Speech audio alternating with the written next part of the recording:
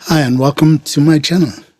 My name is Michael Hankins, and this is my Apartheid Story. My desire to share my story is a kind of purging or releasing of the past, and also a way of letting the younger people of South Africa and the world know what it was like for us in the past, living under this awful regime. I realize that I am just one person, and everyone who lived under this regime would have their unique story to tell. This is mine from a Durban-born coloured South African's perspective. As many of you know, apartheid was a policy of the South African government that became law when South Africa became a republic in 1961. There were two laws from my recollections which define this policy. There may have been others which I'm not aware of. The first one being the Group Areas Act, which created separate zones or areas for the whites, coloureds, Indian and African people to live within. The second being the Immorality Act, which prevented sexual relations between a white person and a person from any of the other races. There didn't seem to be laws preventing sexual relations between members of the other races, but this was frowned upon in their communities and wasn't something I saw much of. There was an incident, though, in my family. I want to say from the outside that the thing that I abhorred most about apartheid was the fact that it divided us along racial lines. As a youngster, we lived in a place called Kenville. It seemed to have been a mixed area because I recall Indians, coloureds and whites living together. My earliest recollections of anything apartheid related was when I noticed that all the white people were leaving the area and moving somewhere else to live. They had to move to areas zoned for white people. Kenville had been proclaimed an Indian area under the Group Areas Act. I don't think I clearly understood what was going on, being very young at the time. Living in Kenville, one of the only modes of transport that we knew of into the city was via a red double-decker bus. I do recall that there were buses owned by the Indian people which we use as well, but from memory at this time, it seemed as though they were only the red double-decker buses. Maybe it was because of where we lived. The Indian ones may have come in a bit later. One thing of note that I recall is that whites could only sit on the bottom deck and non-whites at the top deck of the red double-decker buses. Very strange times. As time went on, I noticed that everything in the country became divided along racial lines. Sometimes the division would be between white and non-white, and sometimes the division would be along very specific racial lines. By this I mean that, for example, municipal buses were divided between white and non-white buses. Red ones for whites and green ones for non-whites. I think the red buses of the white people changed to blue after a while. They became blue in color. Then on the other hand, if you went to the beach, there would be an area dedicated to the four racial groups, with the whites getting the best areas for themselves. Education was also divided along specific racial lines, and my first interaction with a white person other than the parish priest were the nuns at my primary school. As I grew older and the system was being heavily entrenched, I knew that it could never last. And there were rumblings starting in the African communities, especially after the Soweto. This happened when the South African police fired on African students, killing between 176 and 700 as they were staging a protest against the language of Afrikaans, alongside English being made compulsory as a medium of instruction in schools in 1974. Only the whites could vote in elections, and non-whites had no say in the running of the country. I recall my mum telling us to never mention certain individuals' names, as we never knew who may be listening. My grandmother was a Zulu lady, and she came to live with us when I was very young. So she was just part of the family. Her being African was never something we discussed.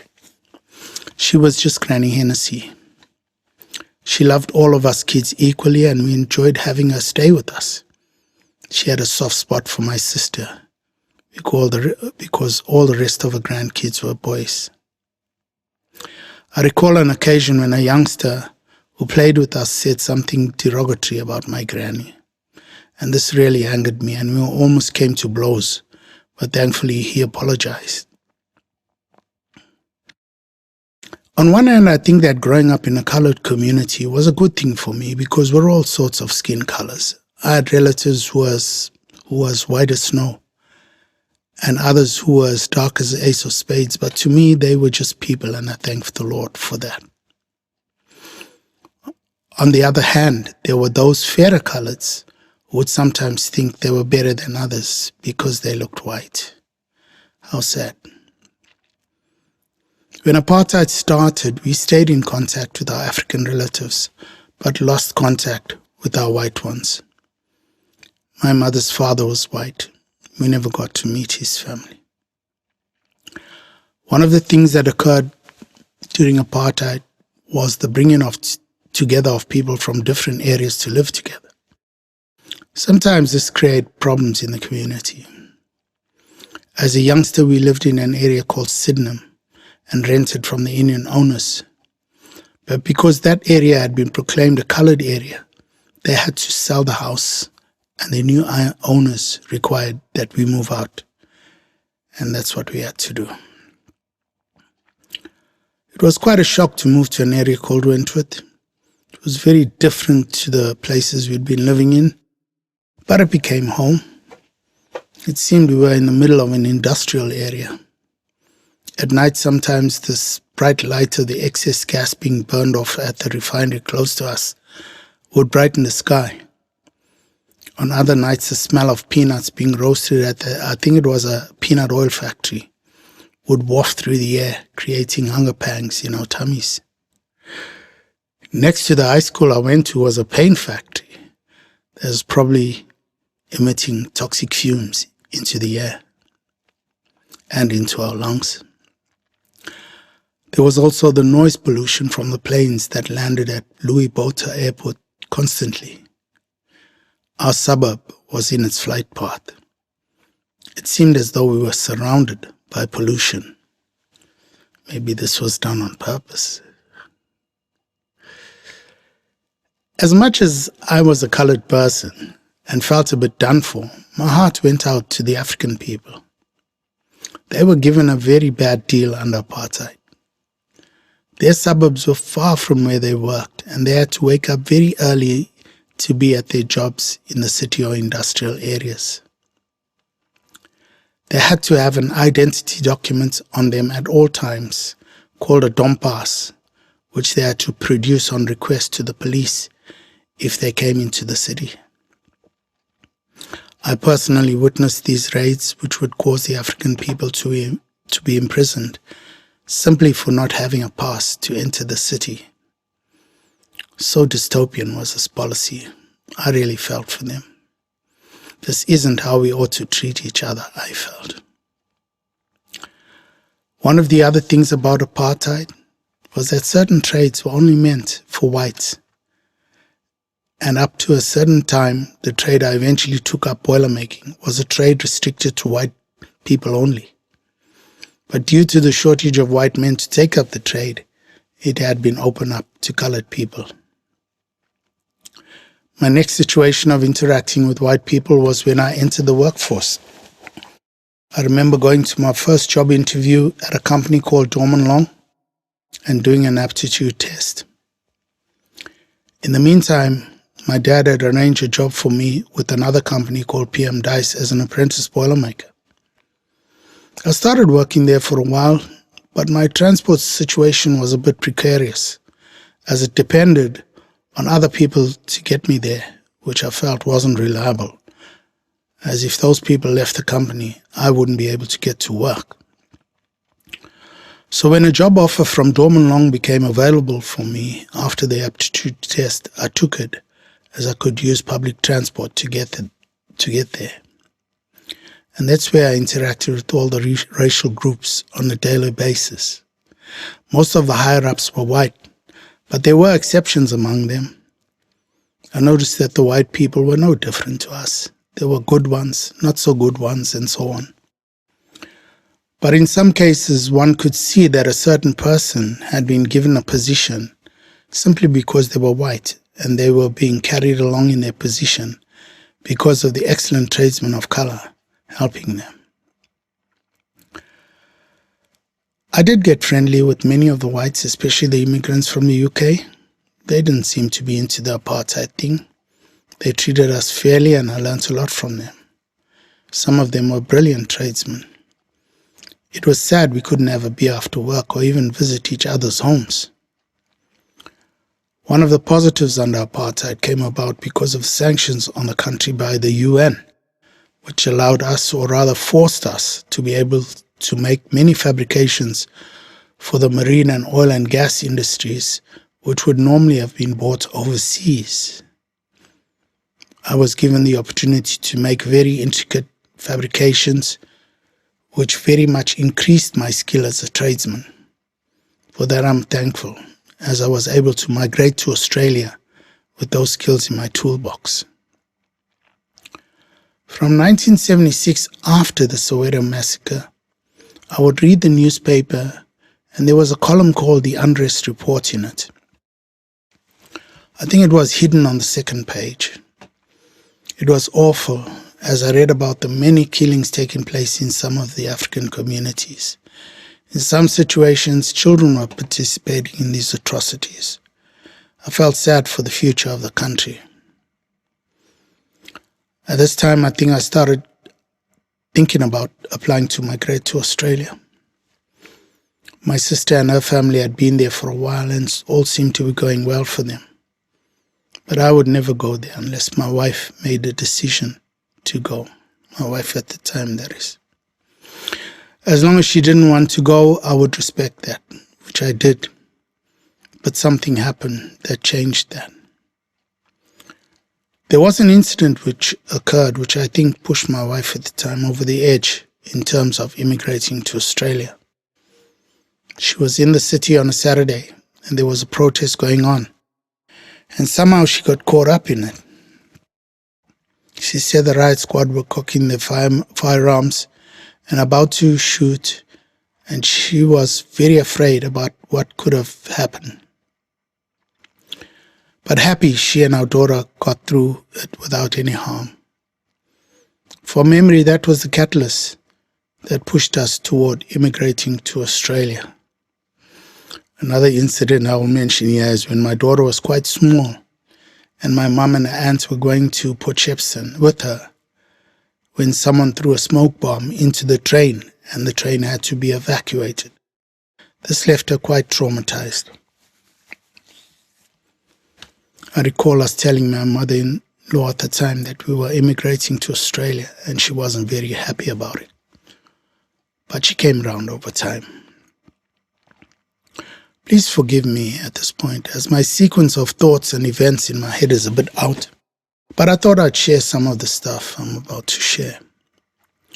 From 1974 till 1986, I played regularly in bands and worked at the same time.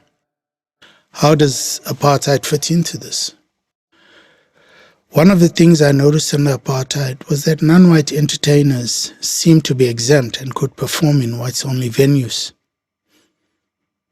It was quite weird to be playing in these venues, which we did from time to time. I was quite young at the time and saw some things that maybe I shouldn't have seen. I recall an incident where I was giving a lift to a white person after a gig and was stopped by the cops. They searched the car, and because they couldn't find anything illegal in the car, they filled the car with tear gas. Something else that come to mind is standing in line at post offices and other government departments with my mother as a child, and a long line of people being in the non-whites only queue while there was virtually no one in the whites only queue. I think this created a lot of anger among the non-whites.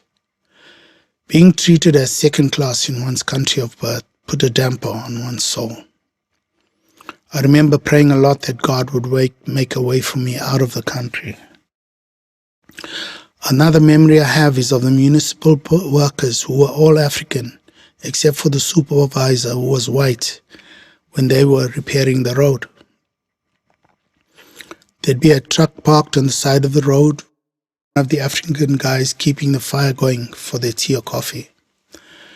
The workers would be stretched in a line across the road with their picks held high, and a song would be started. And in unison they would attack the road with their picks, all to the tune of a song. To see that, it reflected unity to me. It said to me that the road may be made of tar and hard, but together we can overcome it. There may be a message here for our world. It was a crazy time in South Africa, a time when so much could have been done for the people. I knew that apartheid someday would end, but when I looked at the rest of Africa and saw what happened in those countries post-colonialism, nothing good seemed to be done for the people. Would South Africa be any different? History, unfortunately, seems to have repeated itself there. I remember being at work on a Sunday when Nelson Mandela was released from prison, and I thought now we could at least mention his name. He was one of the names we weren't allowed to mention. We didn't know much about him. Yet when he came out and I learned more about his stay in prison, I thought, wow, what a testimony this man has. What a wonderful example of humility he presents to the world. And it seemed to have turned out well for the country, as he seemed to bring peace and a sense of well-being to the country. And if he were alive today, the country would be in a better place, I believe, than where it is today. I have now lived for the past 33 years in Perth, Western Australia. It's a great place to live in, but it's not heaven. It has its faults. Over the years, I've had to purge apartheid from my soul because as much as we didn't like it, it unfortunately had an effect on us. Being plunged into a virtually white society made me very conscious of my colour. But the Australian people made me feel very welcome in this country, and over time I lost that tendency. As I end this article I've written, I would like to stress the point that the apartheid regime achieved something in my heart that I have had to address within myself. And that is that I must never ever see anyone through the eyes of color or race again in my life, because to me we're all of one race, the human race, and just various shades of brown. I've met many wonderful white South Africans here in Australia, in my work and in the church and just in the community, and it's wonderful that we can all just get along and respect each other as human beings. And just want to thank you for watching this video all the way, and have a beautiful day. God bless you.